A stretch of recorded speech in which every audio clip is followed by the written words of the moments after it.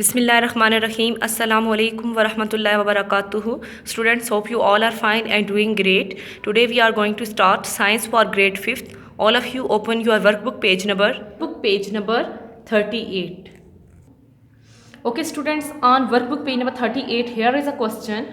What you need to stay alive? हमें जिंदा रहने के लिए किन चीज़ों की ज़रूरत होती है? Okay, you are given a challenge to survive on a far away desert island for 7 days. You are given a list of things that you can choose to bring with you. Okay students, अब देखिए हमें ज़िंदा रहने के लिए किन चीज़ों की ज़रूरत है. हमें एक चैलेंज दिया गया कि अगर हम बहुत दूर एक सहरा में रहें 7 दिन के लिए, तो इन तमाम थिंग्स में से कौन कौन सी चीज़ें जो हमारी बेसिक नीड में आएंगी. ओके देखें, chair, cellphone, pillow, fork and spoon, candle and matches, canned food, extra cloths, picnic blanket, 20 litre of water. Okay students, अब ये जो हमारे पास लिस्ट है चीज़ों की, इन सब को देख के हमने ये जज करना है कि हम डेजर्ट में रहने 7 डेज़ के लिए. ठीक है, अब डेजर्ट में 7 डेज़ के सर्वाइवल के लिए हमने ज़िंदा रहना है, चूँकि हमने खुद को हर हाल में ज़िंदा रखना है. तो 7 डे के लिए हमारे पास कौन सी इनमें से बेसिक चीज़ होगी जो हमारी नीड होगी, जिसके बगैर हम डेजर्ट में सर्वाइव नहीं कर सकें.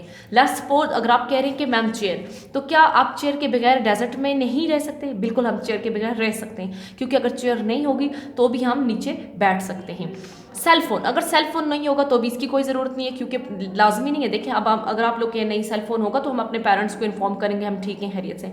नो स्टूडेंट्स, अगर आप आज से कई साल पहले चले जाएं पिछली सेंचुरीज़ में, तो तब भी सेलफोन नहीं थे, तब भी लोग ज़िंदा रहते थे. तो इट्स मीन सेलफोन भी हमारी बेसिक नीड में नहीं आ रहा. पिल्लो, तकिया, ठीक है, सरहाना जो है. अब लाजमी नहीं है कि हमारे पास पिल्लो हो, हम इसके ऊपर सर रख के लेटे, नहीं, इसकी भी ज़रूरत नहीं है हमें. फॉर्क एंड स्पून, अब फॉर्क एंड स्पून चम्मच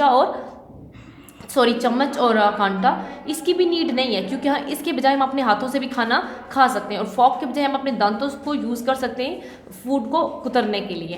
कैंडल एंड मैचेस, अब कैंडल की अगर हम बात करें तो और मैचेस की बात करें, इट्स मीन कि अगर डेजर्ट में हमें क्या चाहिए, ये चीज़ हमारे लिए इंपॉर्टेंट हो सकती है, क्योंकि मैच बॉक्स जो है वो हमें फायर जलाने में मदद करेगी और कैंडल हमें लाइट में मदद करेगी. इसके अलावा कैंड फूड, मीन फूड हमने प्रिपेयर्ड फूड कैन में रखी हुई है, तो ये फूड भी हमारे लिए इंपॉर्टेंट है.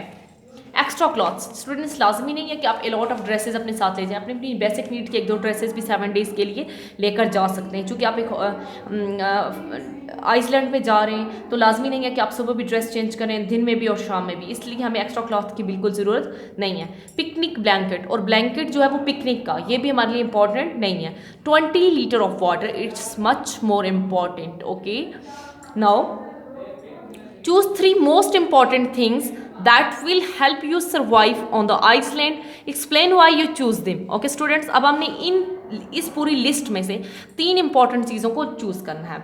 फर्स्ट वन मैंने जो चूज़ किया वो क्या है, 20 लीटर ऑफ वाटर, पानी. सबसे हमारी जो बेसिक नीड है, फूड से भी बढ़कर हमारे लिए क्या है important, water.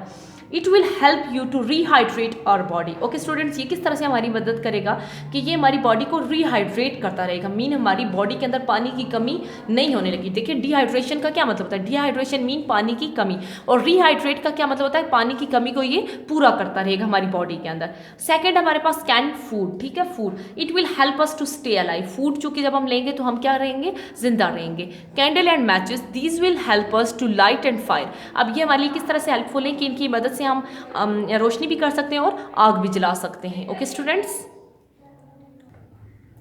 Workbook page number 39, concept check. All living thing need oxygen. जितनी भी जानदार चीज़ें उनको ऑक्सीजन की ज़रूरत होती है जिंदा रहने के लिए. Okay students, what body part A do the living thing be use for respiration. Okay students, अब हमारे पास देखें यहाँ पर 2 ग्रुप्स दिए हैं. ग्रुप ए में हमारे पास nose, gills, spiracles, stomata, moist body surface, nostrils. Okay, ये क्या है हमारे पास, parts A.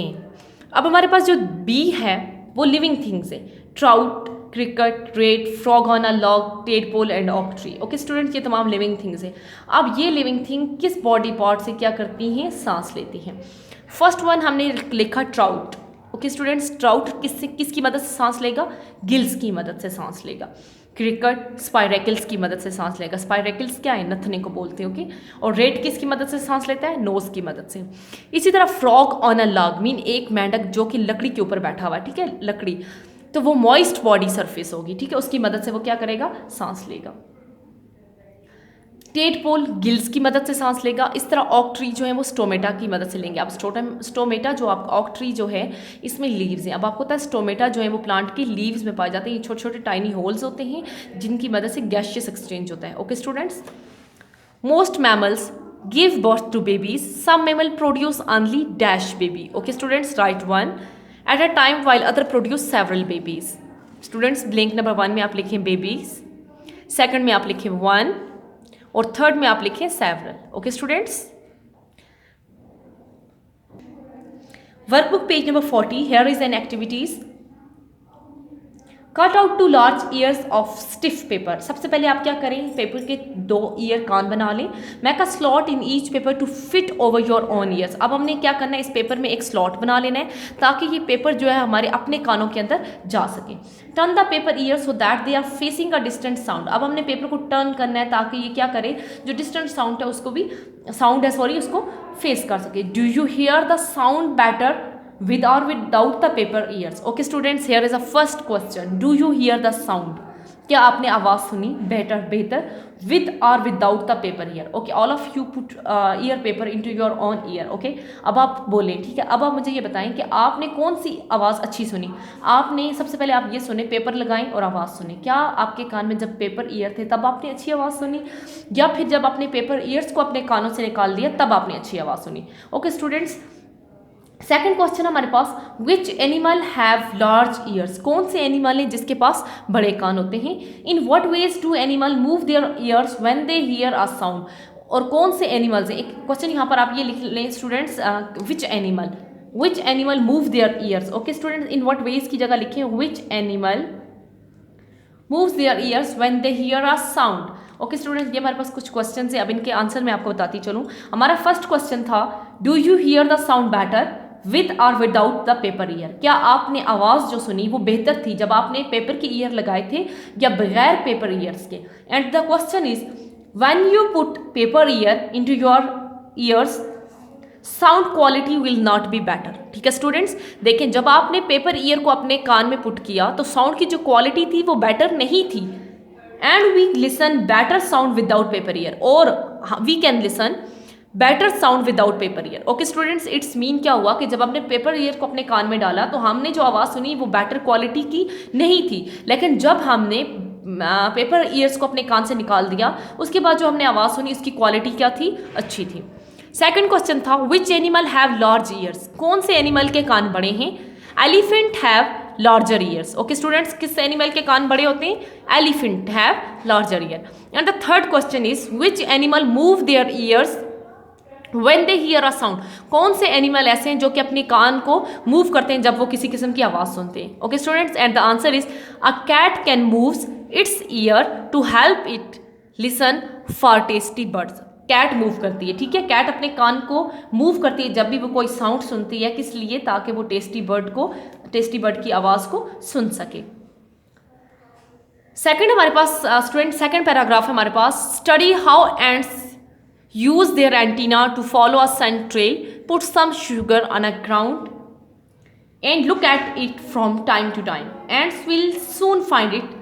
Watch how they take the cranes away to their nest, write about it. Okay students, अब हमने क्या करना है, हमने ये देखना है कि ants कैसे अपने एंटीना को यूज करते हैं। In ants, smelling agent are mostly in their antenna. Okay students, अब एंट्स के अंदर क्या होता है कि जो स्मेलिंग एजेंट्स हैं वो मेजॉरिटी इनकी जो एंटीना उनमें होते हैं। That's why they use antenna to send trails. तो इसकी वजह से, ठीक है, चूंकि उनके जो स्मेलिंग एजेंट है वो एंटीना में होते हैं तो वो सेंड ट्रेल के लिए किसको यूज करेंगे? एंटीना को यूज करेंगे। एंट्स हैव कीन स्मेल ऑफ शुगर। अब जो एंट्स हैं उनको बहुत जल्दी खुशबू आ जाती है। ओके, शुगर को वो कीनली स्मेल कर सकते हैं। That's why they quickly come, तो वो फौरी तौर पर आ जाएंगे and take grain to their nest, और उसके बाद ग्रेन्स को अपने घोंसलों में ले जाएंगे। Okay students,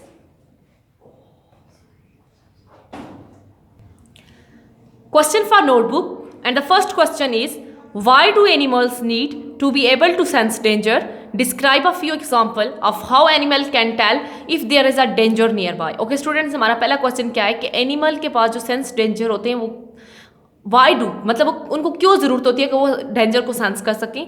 and the second part of this question is, हमने कुछ एग्जांपल्स देनी है कि एनिमल जो है वो कैसे अपने करीब तरीन डेंजर को महसूस कर सकते हैं या उसके बारे में हमें वो कैसे बताते हैं। Okay students, animal have keen senses that help them avoid predator और locate prey. Okay students, animal के पास जो सेंसेस हैं वो उनकी मदद करते हैं कि वो प्रीडेटर से बच सकें, शिकारी से बच सकें, या फिर वो प्रे अपने शिकार को लोकेट कर सकें या ढूंढ सकें। It is thought that these senses might also help them detect pending disaster. Okay students, उसके अलावा ये सेंसेस जो हैं उनको मुख्तलिफ जो कुदरती आफात हैं उनसे बचने में भी हेल्पफुल होते हैं। According to one theory is that animals sense the earth vibration. Okay students, हमारे क्वेश्चन में था ना कि हमने कुछ एग्जांपल्स देनी है कि एनिमल्स जो हैं वो हमें कैसे खतरात के बारे में बता सकते हैं। तो उसके अकॉर्डिंग एक थ्योरी ऐसी थी, उसके मुताबिक जो एनिमल हैं वो अर्थ की वाइब्रेशन को सेंस महसूस कर सकते हैं। Another is that they can detect changes in the air. इसके अलावा हवा में जो तब्दीली होती है एनिमल्स उसको भी डिटेक्ट कर सकते हैं। और gases released by the earth, या फिर जो भी गैस अर्थ से रिलीज होगी उसके बारे में भी जो हमारे एनिमल्स हैं वो डिटेक्ट कर सकते हैं। उनके सेंसेस इतने डेवलप्ड होते हैं कि वो हवा के अंदर जो तब्दीली है उसको और अर्थ जो गैसेस रिलीज करेगी उनको भी वो डिटेक्ट कर सकेंगे। Explain how animal movement are different from those of plants. अब हमने क्वेश्चन बताना है कि एनिमल की जो मूवमेंट है वो प्लांट्स की मूवमेंट से कैसे डिफरेंट है। ओके स्टूडेंट्स, अब देखें, most animal can move their whole body. अब बहुत सारे एनिमल्स ऐसे हैं जो अपनी होल बॉडी को मूव कर सकते हैं, while plant can only move certain parts, जबकि प्लांट्स जो है अपने कुछ ही पार्ट्स को मूव कर सकते हैं। Animals move from place to place. अब एनिमल्स क्या करते हैं, एक जगह से दूसरी जगह हरकत कर सकते हैं, वाइल प्लांट कांट, जबकि प्लांट एक जगह से दूसरी जगह हरकत नहीं कर सकते। What are antenna? Which animal have them and what are they used for? अब एंटीना क्या है सबसे पहले, और कौन से विच एनिमल, किन एनिमल्स के अंदर ये होते हैं, and what are they used for, और ये किस लिए इस्तेमाल होते हैं। एंटीना क्या होते हैं students? Antenna are sensory organ that are located on the head of insects. Students देखिए, एंटीना कहाँ पर होते हैं, ये सेंसरी ऑर्गन्स होते हैं जो कि इंसेक्ट अशरात जो होते हैं उनके हेड के ऊपर लोकेट होते हैं। अब इंसेक्ट्स में क्या होते हैं, इंसेक्ट्स हैव एंटीना। सेकंड हमारा पार्ट क्या था, which animal have them. Insects में एंटीना होता है और इसका यूज क्या है, with which they can sense. इसकी मदद से, एंटीना की मदद से ये सेंस करते हैं व्हाट इज अराउंड देम, कि उनके इर्द गिर्द क्या है। ओके स्टूडेंट्स, हमारी नोटबुक के क्वेश्चन है ये वाले। ये 3 क्वेश्चन आपने हर हाल में अपनी साइंस की नोटबुक पर लिखने हैं, मार्जिन लाइन मस्ट ड्रा करनी है और अपना वर्क बिल्कुल नीट एंड क्लीन लिखना है। लिखते हुए स्पेलिंग्स का बहुत ज़्यादा ख्याल रखिएगा। Okay students, unit number 3 life function is almost completed. All the mention part of week 6 to 10, all mentioned pages of workbook is done. Okay, now you have to write all the work which I have done in the workbook on a worksheet. Write the workbook work on your workbook and the worksheet work on your notebook of science, and prepare the work for your next assessment. Jazakillah fi amanillah.